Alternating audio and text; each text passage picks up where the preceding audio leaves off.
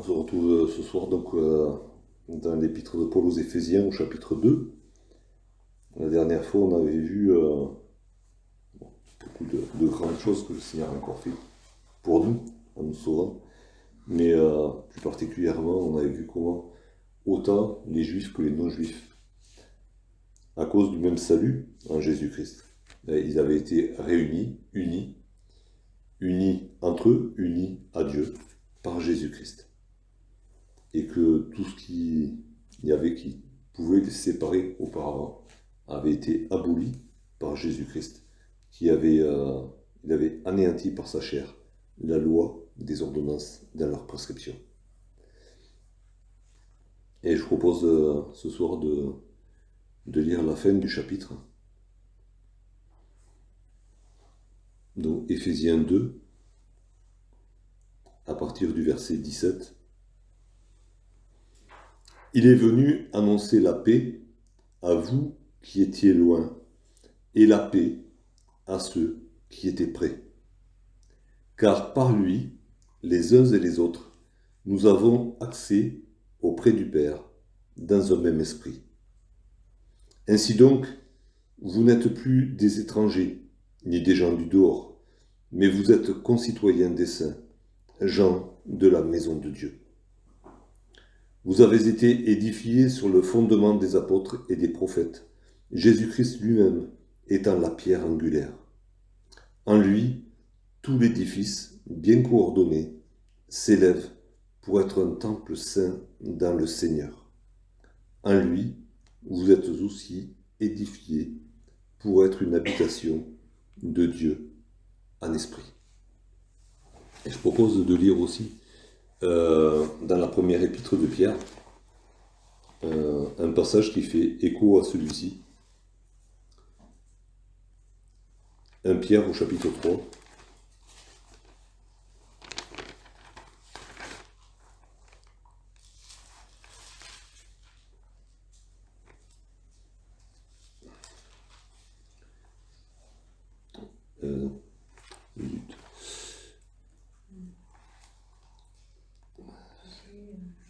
Pierre chapitre 2. Oui, je sais pas pourquoi je me notais trop. 1 Pierre chapitre 2, à partir du verset 4. Approchez-vous de lui, pierre vivante, rejetée par les hommes, mais choisie et précieuse devant Dieu. Et vous-même, comme des pierres vivantes, édifiez-vous pour former une maison spirituelle, un saint sacerdoce, afin d'offrir des victimes spirituelles agréables à Dieu par Jésus-Christ.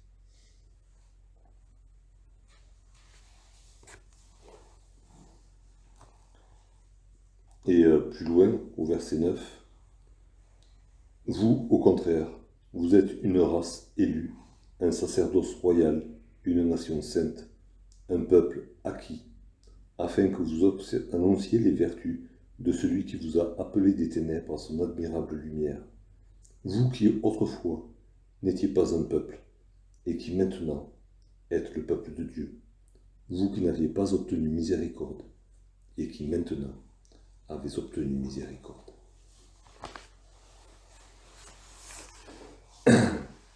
Dans Éphésiens 2, au verset 17, Paul dit aux Éphésiens, et il nous dit à nous, c'est le même message. Jésus-Christ, par Jésus-Christ, vous avez entendu le même message, la même prédication de l'évangile. Jésus-Christ est venu de la part de Dieu pour annoncer la paix à vous qui étiez loin et la paix à ceux qui étaient près. De la même manière qu'il n'y avait pas de différence, tous étaient morts dans le péché. Du coup, tous avaient besoin du même message, du même évangile de paix. La paix pour ceux qui étaient loin, la paix pour ceux qui étaient près. Et on pourrait se dire, mais ceux qui étaient près, peut-être ils étaient peut-être en paix déjà, non? Non, hein, ils étaient dans leur péché. Et il y a a ce passage dans l'évangile de Marc, au chapitre 12, où Jésus est interrogé par un docteur de la loi. Et Jésus lui rend l'appareil aussi. Enfin, Jésus répond, et le docteur de la loi approuve la réponse de Jésus. C'est dans Marc 12. Et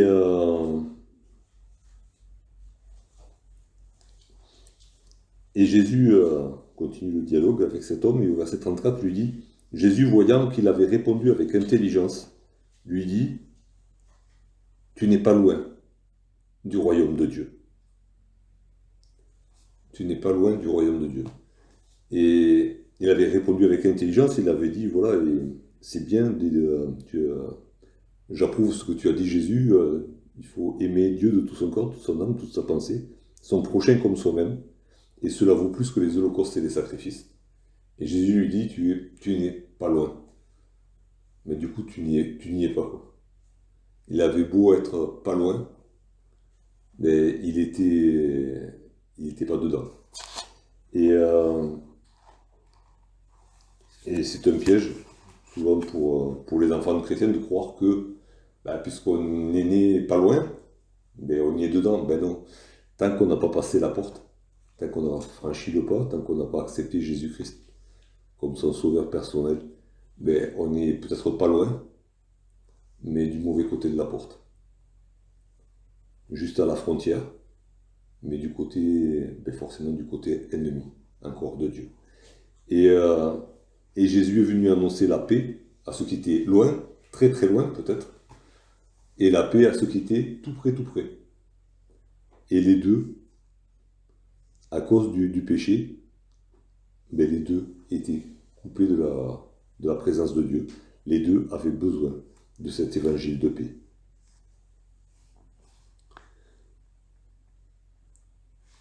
Et Jésus, il est notre paix. Et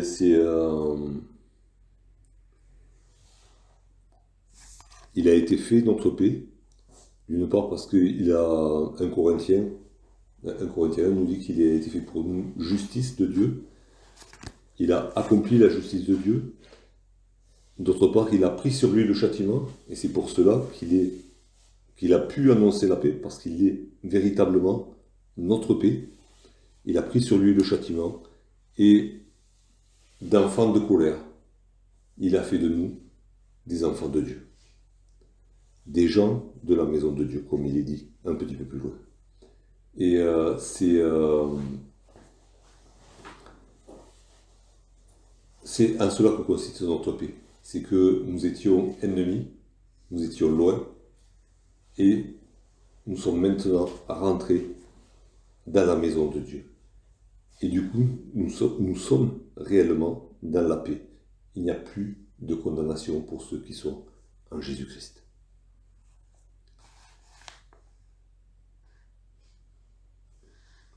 Car en lui, les uns et les autres, nous avons accès auprès du Père dans un même esprit.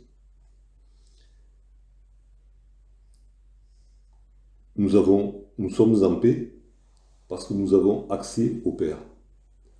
Et je suis allé voir un petit peu ce que signifiait le mot. Et quand je voyais bien une porte ouverte qu'on avait accès, on pouvait entrer. Mais en fait, c'est plus que ça. L'image, c'est un petit peu ce qui s'est passé quand Esther s'est présentée devant le roi. La porte n'était pas forcément fermée, elle est entrée.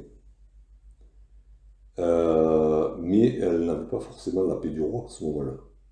Elle n'a reçu la paix du roi que quand le roi lui a tendu le sceptre. Et qu'elle a eu la faveur du roi. Elle a été acceptée par le roi. Et c'est en cela que consiste l'accès que nous avons. Jésus nous a rendus acceptables par le Père. Et c'est en cela que justement, du coup, nous recevons la paix du Père.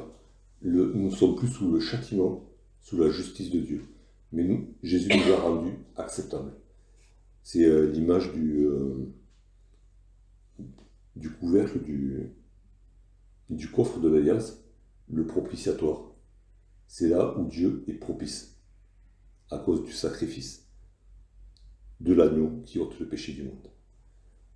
C'est en cela que consiste notre paix. Nous sommes en paix parce que Jésus nous a rendu Dieu favorable. Dieu nous a acceptés en Jésus-Christ. Et c'est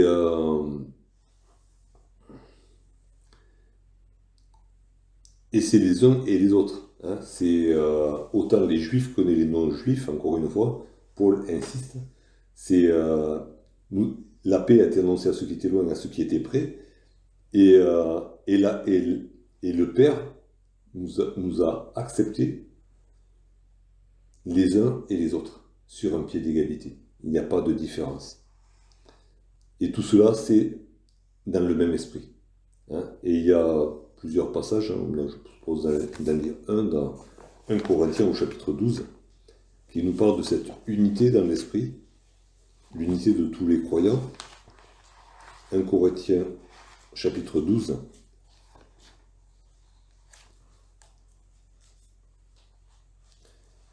À partir du verset 12, car comme le corps est un et a plusieurs membres, et que tous les membres du corps, malgré leur nombre, ne forment qu'un seul corps, ainsi en est-il de Christ.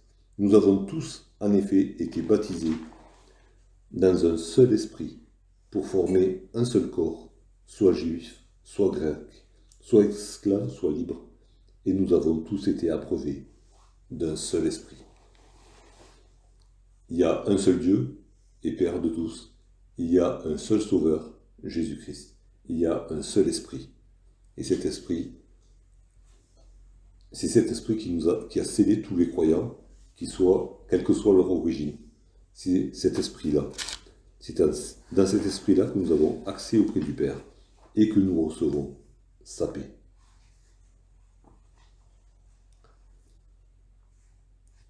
Et Paul poursuit, « Ainsi donc vous n'êtes plus des étrangers ni des gens du dehors, mais vous êtes concitoyens des saints, gens de la maison de Dieu. » Et on peut faire le parallèle avec ce qui a été dit au verset 12. « Souvenez-vous que vous étiez en ce temps-là sans Christ, privés du droit de cité en Israël, étrangers aux alliances de la promesse, sans espérance et sans Dieu dans le monde. » Ça, c'était avant. Mais maintenant,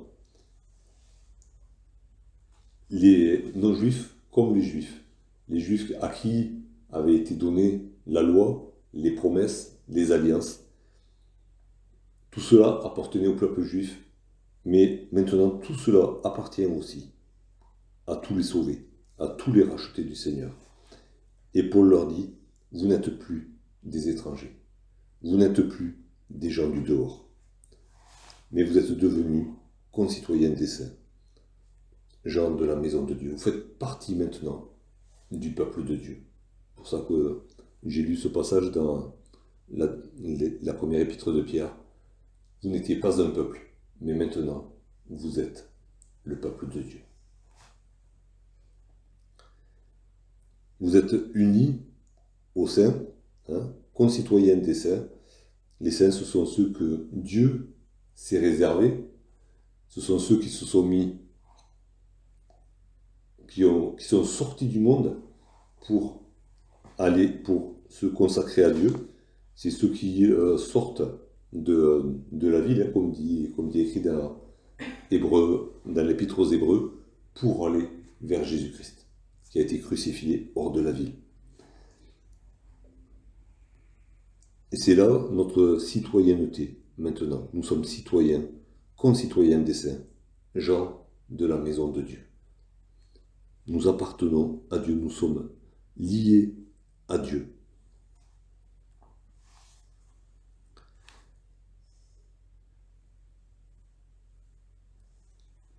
Au verset 20, vous avez été édifiés sur le fondement des apôtres et des prophètes, Jésus-Christ lui-même étant la pierre angulaire.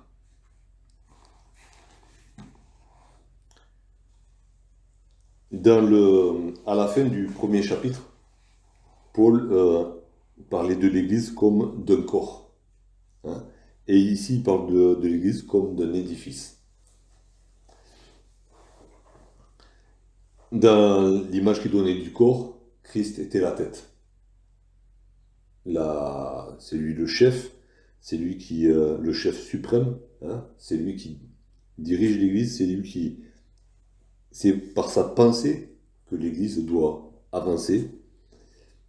Et ici, Jésus-Christ est appelé la pierre angulaire, la pierre sur laquelle s'appuie tout l'édifice.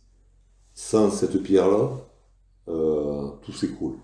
On enlève cette pierre, boum, il n'y a plus rien. On peut construire autre chose, hein, avec des pierres, mais ça ne sera pas l'église. Ok, ça sera autre chose, mais ça ne sera pas l'église de Jésus-Christ, si on retire Jésus-Christ lui-même. Alors ça ne sera pas le plan de Dieu, ça sera autre chose, ça sera une religion, ça sera une secte, autre chose. Et cet édifice,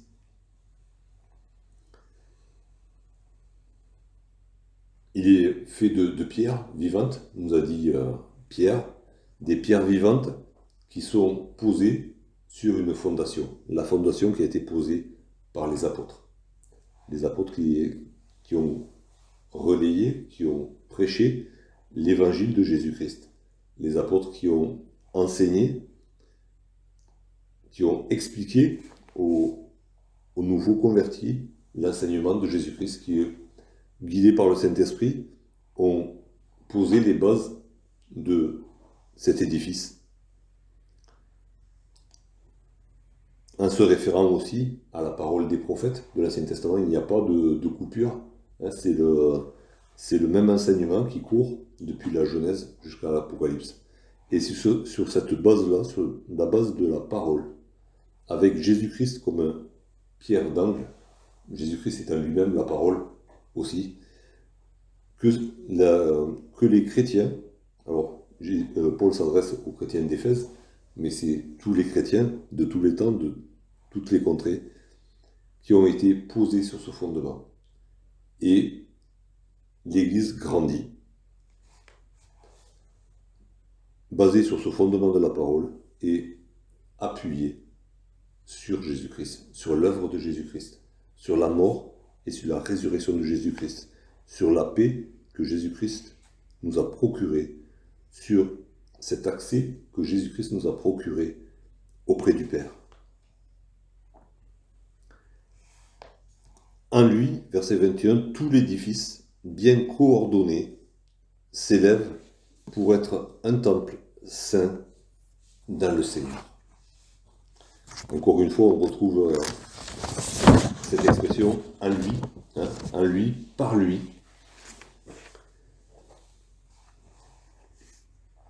Et au verset 22, encore une fois, en lui, vous êtes aussi édifiés pour être une habitation de Dieu en esprit. Et on avait vu dans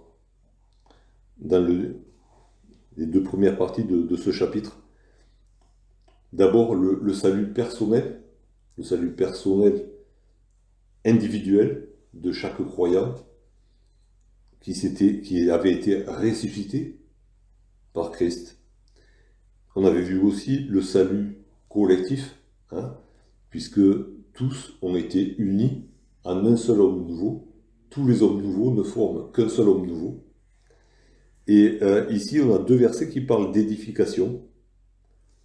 Il y a le côté collectif au verset 21, où c'est l'édifice qui est édifié et qui devient un temple saint dans le Seigneur. Et au verset 22, on a le côté individuel, où chacun est édifié lui-même en Christ. Toutes les pierres ensemble, hein, tous les croyants ensemble, forment ce temple saint dans le Seigneur, mais chacun aussi, comme on l'a lu dans l'épître de Pierre, chacun individuellement, en tant que pierre vivante, est édifié pour être une habitation de Dieu en esprit.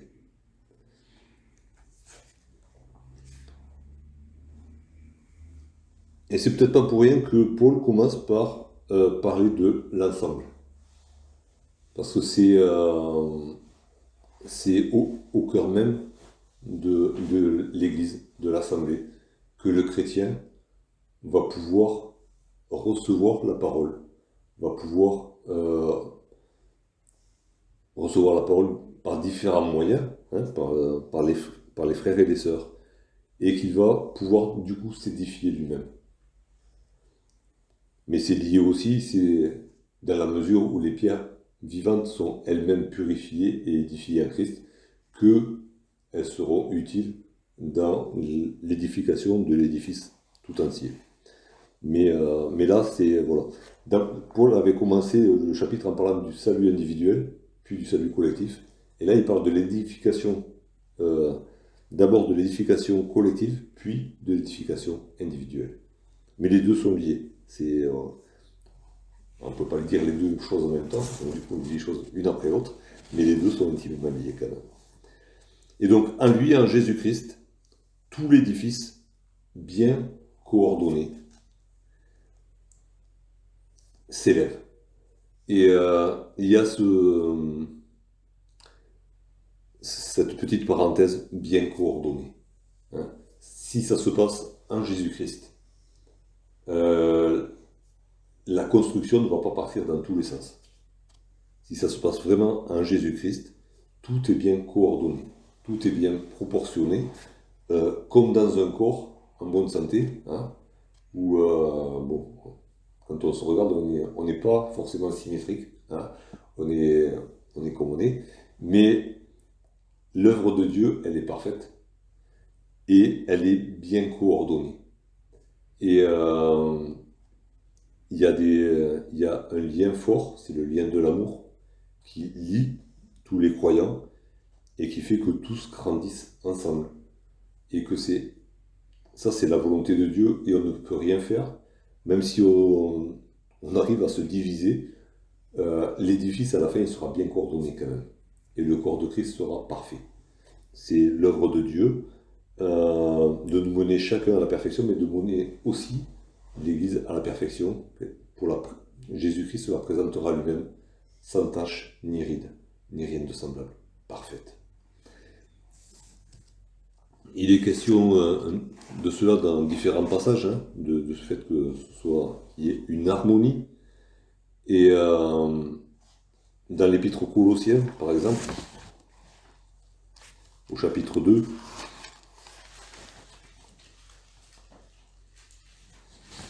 et au verset 19, alors c'est la phrase est négative parce qu'elle parle de gens qui ne s'attachent pas justement, qui s'abandonnent à des visions, à des cultes des anges, des choses comme ça. Donc ça, s'attacher au chef, hein, ça, ceux qui ne s'attachent pas au chef, ils partent dans n'importe quoi. Mais s'il y a le chef, si le corps est attaché au chef, si chaque croyant est attaché au chef, dont tout le corps assisté et solidement assemblé par des jointures et des liens, tire l'accroissement que Dieu donne. Hein. Donc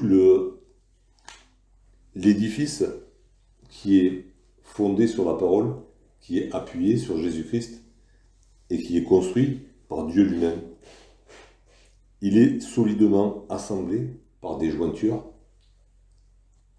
et des liens. Et c'est de Dieu qui tire l'accroissement. Ce n'est pas de la part des hommes que cet édifice s'élève. Ce n'est pas l'œuvre des hommes, c'est l'œuvre de Dieu.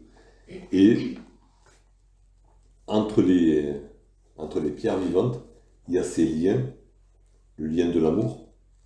Il y a ces jointures, hein, parce que, encore une fois, c'est un corps. Hein, un corps qui bouge, qui agit. Hein, c'est pas quelque chose de statique. Et il y a des jointures, mais des jointures solides, des jointures qui permettent au corps de se déplacer, d'agir, de réagir, de faire plein de choses, quoi. Hein. Comme nos corps, voilà, c'est... Et tout à l'heure, un coup de fil de Ghislaine, il y a une fille qui s'est fait une entorse. Voilà, c'est une jointure qui a lâché, quoi. C'est les jointures du corps de Christ. Quand le corps est vraiment édifié en Christ, ce sont des jointures solides. Et il n'y a pas d'entorse, il n'y a pas de luxation. tout tient. Hein. C'est Dieu qui fait en sorte que les jointures soient solides. Et, et ce corps, il s'élève. Il s'élève, et c'est un verbe qui est actif. Hein, il s'élève. Donc on n'a jamais vu un bâtiment grandir tout seul, hein, se construire tout seul. Par contre, on voit un corps qui grandit, hein, un corps qui est nourri et qui bouge, ben, il grandit. On voit un enfant qui petit à petit grandit. Et il y a ce côté-là où l'Église de Jésus-Christ, c'est un organisme vivant qui grandit. Hein, c'est pas... Alors, il grandit par lui-même dans la mesure où c'est Jésus-Christ qui est le chef. Okay, c'est Dieu qui donne l'accroissement. Ce ne sont pas les hommes, encore une fois, c'est Dieu qui le fait, mais c'est quelque chose qui grandit. euh, Rien à voir avec une maison où on rajoute des briques pour qu'elle soit plus grande. C'est un petit peu, c'est les briques qui grandissent. Et du coup, le temple s'agrandit. Ok, j'essaie de trouver une image, mais c'est assez compliqué d'arriver à superposer les deux images du corps et de l'édifice, mais c'est vraiment ces deux choses, ces deux réalités-là qu'il faut arriver à voir que le Seigneur veut nous montrer. Et il s'élève dans un but. Encore une fois, quand Dieu construit, c'est pas pour comme ça, parce qu'il a eu l'idée de construire, non, c'est pour que l'édifice devienne soit un temple saint dans le Seigneur. C'est Dieu nous a recréés en Jésus-Christ pour que nous soyons un temple saint. Pierre, tout à l'heure on l'a lu, il a dit nous sommes un sacerdoce royal, une nation sainte. Et ce temple, afin d'offrir des victimes spirituelles. Et cet édifice que Dieu construit, c'est un temple saint qui va offrir des victimes spirituelles à Dieu. C'est un temple dans lequel Dieu va être honoré, Dieu va être loué, Dieu va être exalté. Et une fois j'avais cherché un petit peu l'étymologie du temple, c'est un endroit où à la base c'était juste un cercle tracé par terre, où l'adorateur, hein, c'était un idolâtre peut-être, mais il s'isolait, il consacrait une terre pour se mettre en relation avec Dieu. Et du coup, c'est à l'intérieur que ça se passe, c'est pas à l'extérieur. C'est à l'intérieur du temple que Dieu est honoré et exalté. Il y a un endroit qui est réservé à la louange de Dieu. Et forcément, ça ne peut pas se passer dans le monde. Le monde n'a pas connu Dieu. Ça se passe à l'intérieur. Hein.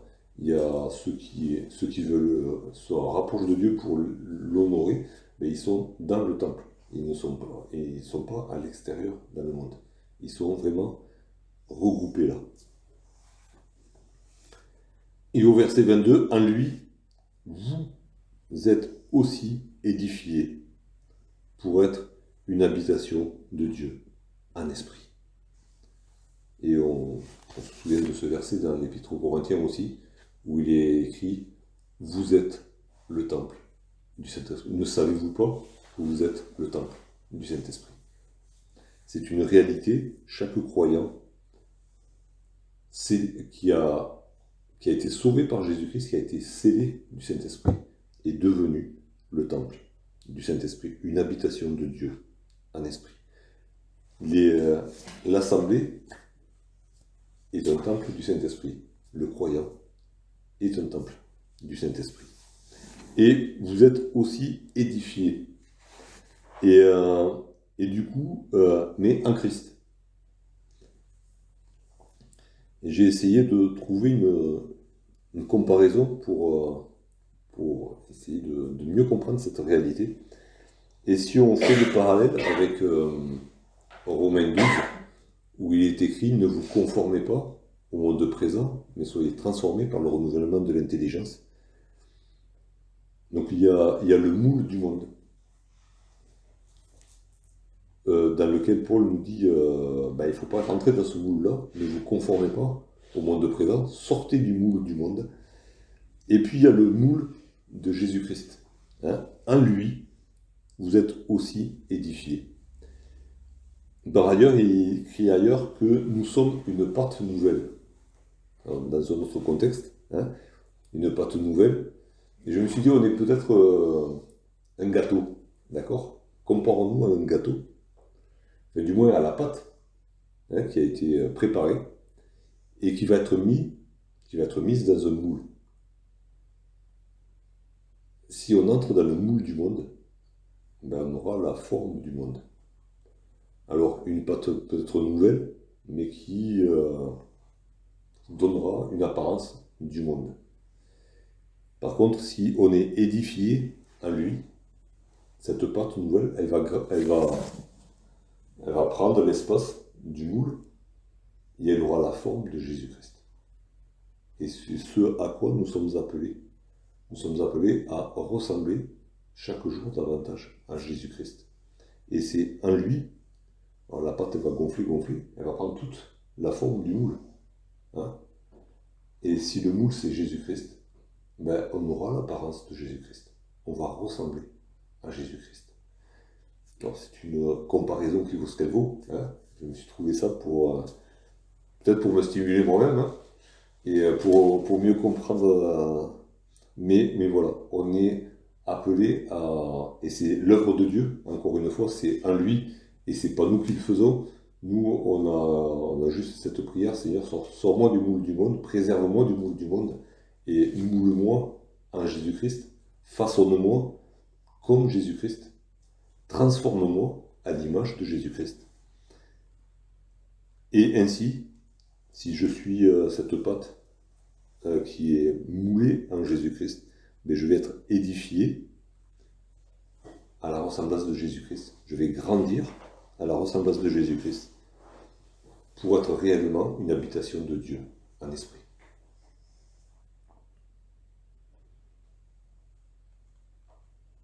Et encore une fois, hein, on avait vu dans le premier chapitre, il y avait souvent des mots qui revenaient pour nous marteler que Dieu avait fait les choses dans un but précis. Tout ce qu'il avait fait par Jésus-Christ, toutes les bénédictions dont on a été béni dans les lieux célestes en Jésus-Christ, c'était dans un but précis. C'était pour sa gloire. De différentes manières, c'est dit, mais il y avait toujours le dessein de Dieu, le projet de Dieu qui s'accomplit.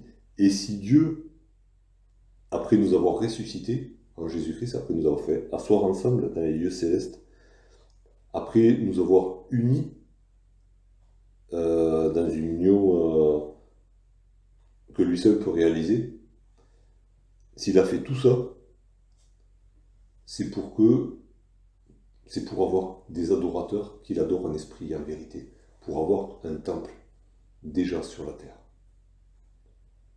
C'est pour cela qu'il nous a sauvés. Hein, on l'a lu dans l'Épître de Pierre aussi, c'est pour ça et pas pour autre chose. C'est vraiment le programme de Dieu, et du coup ça doit devenir notre programme à nous. Hein.